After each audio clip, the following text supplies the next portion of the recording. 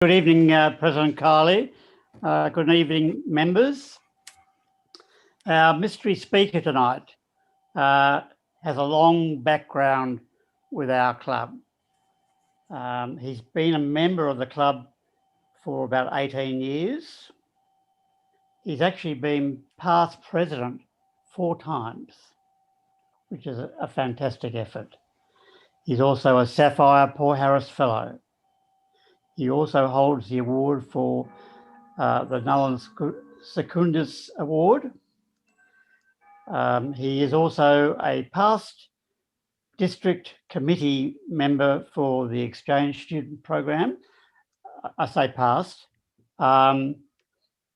He has served many positions and still continues to serve positions in the club as it is today. And I'm sure you all guessed who it might be. He is none other than Bobby Holder. Thank you, Rob. I was a bit surprised when Rob and/or Sivraj, I forget who asked me first, asked me to talk about myself, because I really hate doing that. I love to talk, but not about myself. And I started thinking about what I wanted to say. And none of it's very exciting compared to a lot of the background that other members have had, but we all bring our own story and have done our own things. Because it's called a job talk, I sat down and started listing the different vocations I've had over the years. And it's funny, I've always said that back in my day, our day, you expected to be at a job a long time, and that today's younger generation are actually expected to change jobs frequently because it's seen a positive thing to keep progressing. And then I just jotted down the majority of things I could remember. And I think I led the generation to change jobs a lot. So I'll read through them, and I'll give you a little of my history of how I got here and what I do now. And I'm very happy to take any questions, and we'll go from there. So I started off years and years and years ago in retail, as probably most young people did. Went from there to university, and I started putting myself through university doing remodel and repair on rental units. Went from there to a VOTEC school, vocational technical, which is the US, or at least Oklahoma version of a TAFE. I did security there as well as maintenance, and then became an instructor. I taught what we call small gasoline engine repair, or petrol engine here. Developed that from the ground up for both basic and intermediate. Was only there for 3 or 4 years. We didn't actually go to an advanced because we were doing everything from chainsaws, lawnmowers to big boat motors in just those 2 courses. I managed an auto parts house, a couple of them, and was laid off or retrenched twice in 11 months. So my first ex-wife and I moved from Oklahoma to Wisconsin. It was pretty rough at that time when you got laid off from a job. And growing up, people would call us Okies, which was a huge insult, because Okies are people that moved from Oklahoma mostly to California during the Dust Bowl. And it was like fighting words to be called an Okie. After losing my job twice in less than a year and moving to help feed my family, I understood what these people had done. They moved across the country to feed their family. They didn't give up. They just had to find a different venue to be able to continue. So I moved from being an instructor at VOTEC. I opened an auto garage while I was still in Oklahoma, then went to work at another mechanic shop in Wisconsin. We moved there. Went from that to being an on-air engineer at a television station at WSAW, which is in Wausau, Wisconsin. We had 5 engineers in that position. One of us had to be in the building at any time that the transmitter was on by FCC law. That was an interesting time. We made sure that the signal that went out was on time, every time, and in the best possible quality. Went from there to working at in the area of video producer. I produced videos for University of Wisconsin at La Crosse, as well as freelance. Fulfilled a few people would have a grant to do a video, and I would produce that. Everything from shooting to editing, scripting, the whole bit. I then found my love for the medical field, and I volunteered teaching for American Red Cross. I taught first aid, CPR, emergency water rescue. During that era, big in AIDS education. Taught swimming. The emergency water rescue I actually was uniquely qualified for, because I was also an EMT, an emergency medical technician. I taught boating safety and licensing for the Wisconsin Department of Natural Resources. At the same time, I was working as an AMBO with a small company right outside La Crosse, Wisconsin. And there, the ambulance companies are privately owned. The one I worked for was. The license you held as a EMT was based on the accreditation of the company. The company I worked for was not a paramedical company licensing, so the most we could go is what was called EMT Basic. But we did the best we could. We did everything we could. We were more rural, so we dealt with people at the bottom of ravines where their car went over the side, all the way to elderly people in nursing homes that were having cardiac issues or just other age-related problems, slip falls, that sort of thing. When I moved, that was in Wisconsin. I moved from Wisconsin back to Oklahoma when my mother's business partner contracted cancer and had to drop out of the company for a while. And mom didn't drive. So I moved back to Oklahoma to help her. After her partner got back on her feet and the company started up again, with the two of them, I went to work in a place called Tulsa, Oklahoma. Tulsa's been in the news of late because it's a huge hot spot for COVID in the United States. I went to work for a company called Vivix, VYVX. It doesn't stand for anything. It's not an acronym. Somebody just came up with the word by throwing some letters together. They were owned by Williams Petroleum. My position was the lead tech for live video. So my team covered ensured the correct transmission of things like the Super Bowl, the Grammy Awards, every live event, all the sporting on the weekends. I was rostered 6.5 days a week. Everybody else was 6 days a week because we had so much work and we had to meet once a week for a meeting. It was a really interesting time. Williams Communication Group, that was part of Williams Petroleum, owned a telephone company, and they sold out to WorldCom, as I recall, with a non-compete clause for X amount of time. So they went from being a telephone company to video distribution over fiber. And this was back in the day before fiber was even thought of coming to a home or a curb or a premises. And because they weren't allowed to compete, they ran video over this fiber with symmetrical switches, which means that the signal, audio and video, could go both directions. Didn't help us with video, but the moment their non-compete clause was up, you can bet they could become a phone company again. I don't know whether they've gone down that road or not, but they were one of the companies in the United States that in times of war on U.S. soil could be taken over by the U.S. government because of their communication skills. Some of you electronics people out there would know the concept of EMF, and if a bomb was detonated overhead, electronic things would fail. Well, fiber doesn't, because it's just light going down glass. And Williams Petroleum actually laid fiber in every single ditch that they put oil or gas line, because there's no spark. It's a safe thing. You just put it in the same trench. So only for the cost of the glass, they could put it in, and they had a network around the United States that was amazing. I actually dealt with Channel 9 here in Australia and one or two of the satellite companies to get signals into Australia from things coming out of America, and vice versa. Occasionally we would pick up signals coming back to the States. Usually it seemed to be horse racing, not just Melbourne Cup, but you'd have some horse racing that would come back and people would want to watch it.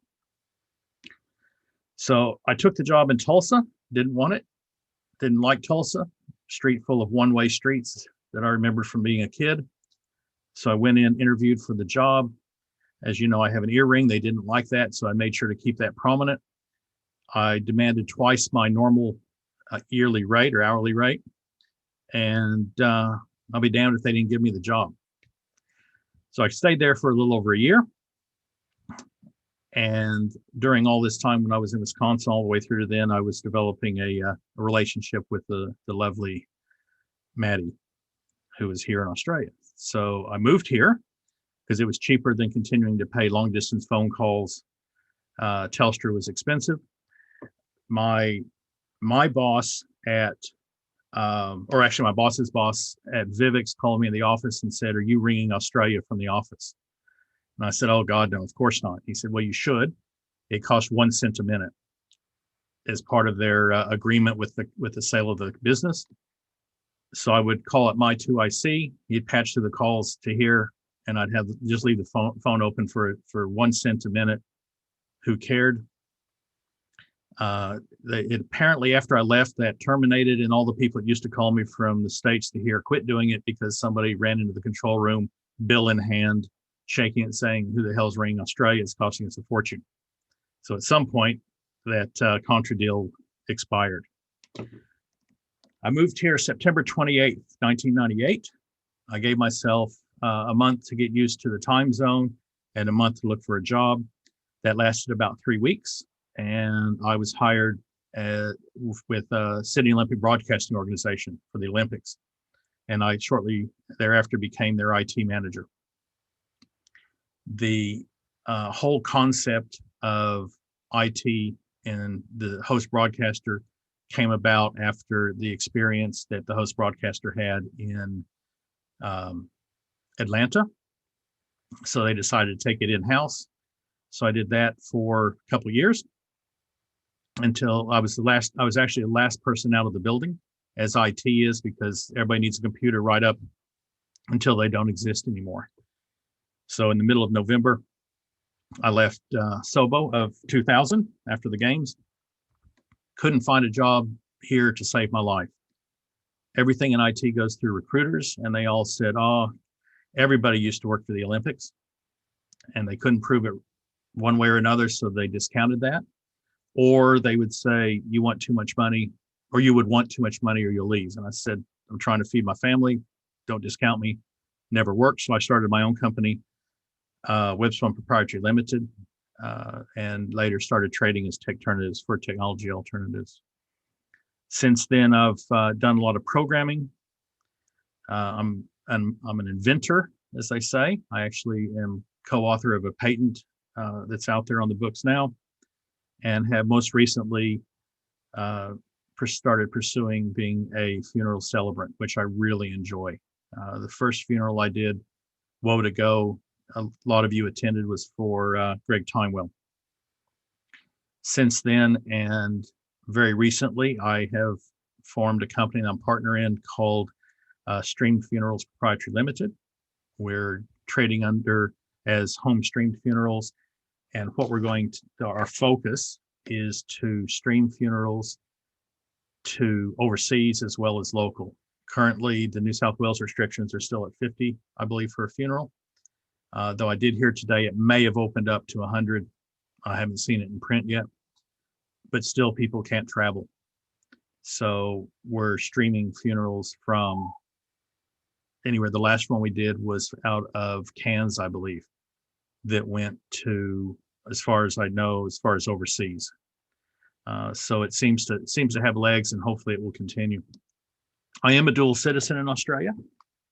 I managed to lose my passport after I filled out the application, so had to get a new passport. upon which Maddie found my old passport. And by that time, I had to sit the exam for citizenship. I'd be surprised if everybody could get all those questions, because some I found obscure, but was able to get through it. On the personal side, I've got 3 children. I've got one son who is a police officer in Oklahoma, a daughter who's an attorney in Oklahoma, and my pride and joy stepson, Tim, who most all of you have met, who now is a physiotherapist in London. Out of the 2 children in the States, I have 5 grandchildren. I know I look too young to have 5 grandchildren, but these things happen. We all seem to start early. As I've mentioned, I've got my lovely wife, Maddie, who's a television director here in Australia. Also, she directs tennis coverage in Dubai, although this coming year, apparently that's not on the cards. And from what we've understand, they actually have canceled the tournament in Dubai due to travel restrictions, which is destroying her a little bit. And I'm very happy for her, because I just don't feel safe with the international travel yet. We have a dog named Leroy, who a lot of you have met. Stephen, I know that you and Leroy are good mates. I take him into the vet tomorrow to have his latest stitches removed after eating more fabric. This one was only about $3,700, which is $10,000 better than the one 18 months ago.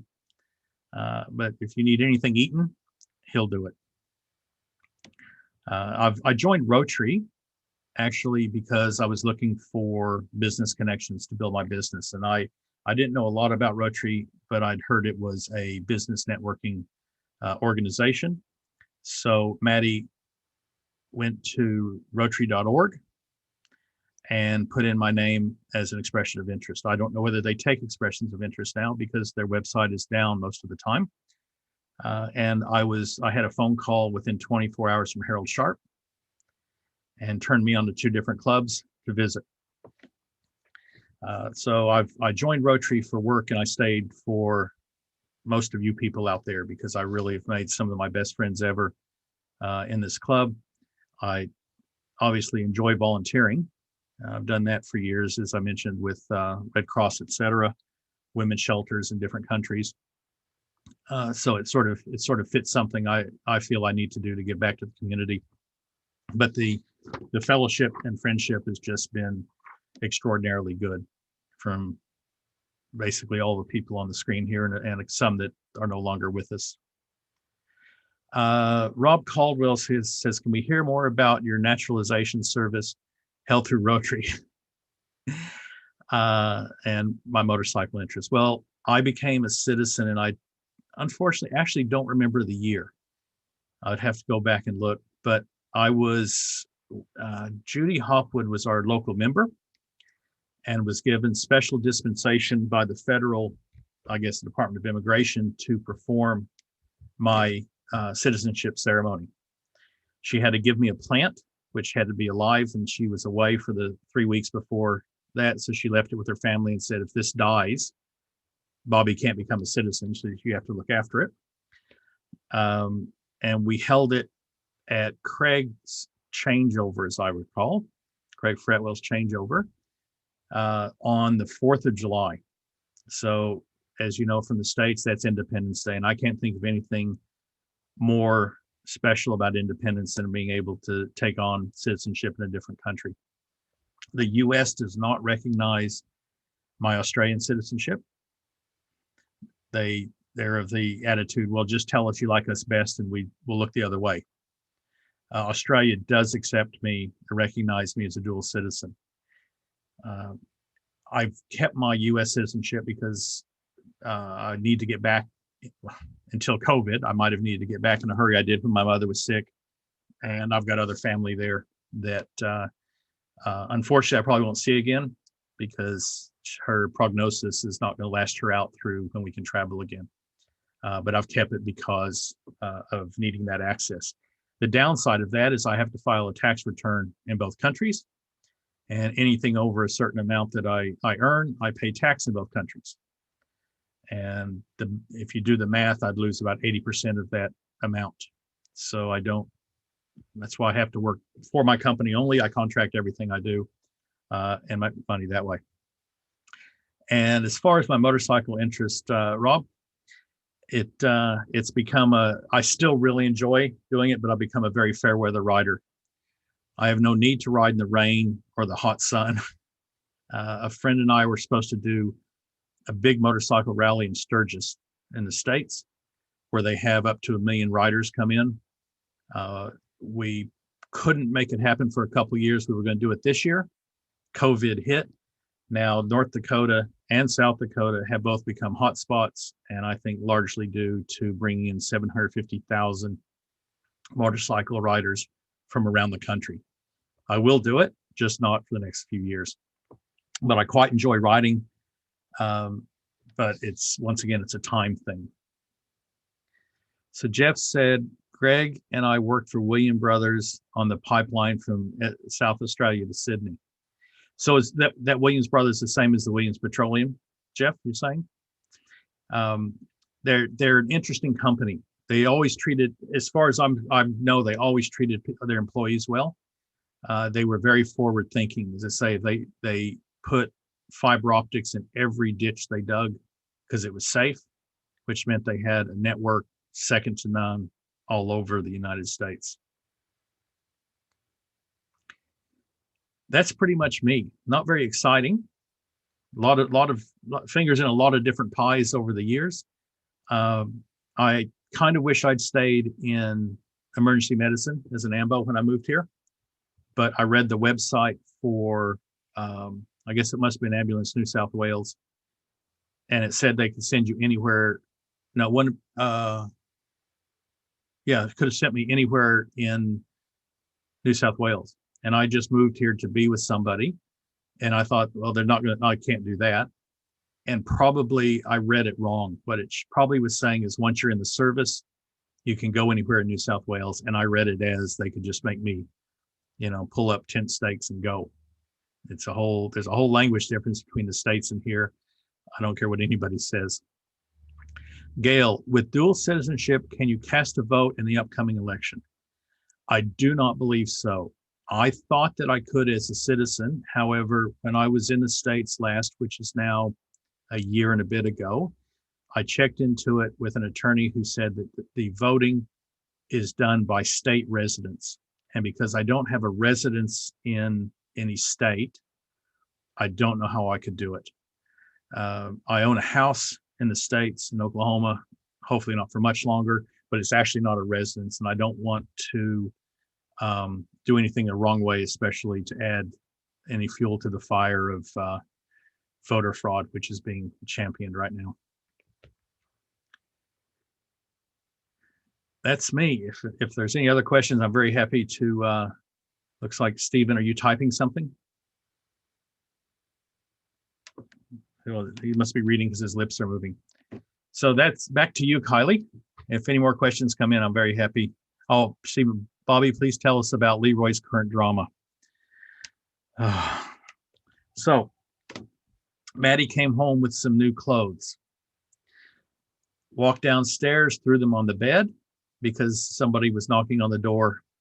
So she went and answered the door.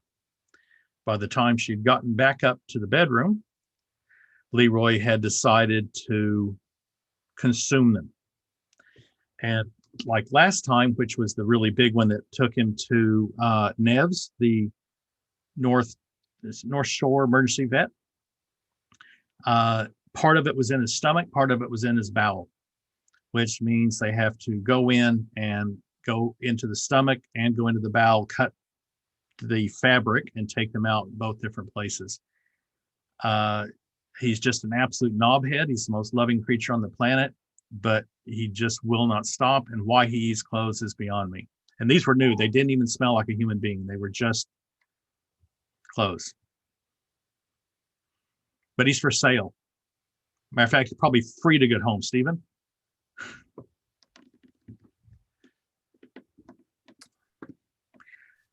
Okay, Kylie, you've unmuted yourself. Rob, are you trying to unmute yourself? And I'm writing a question. Go for it. I'm trying. Well, you're speaking Right, now. Just spit it out.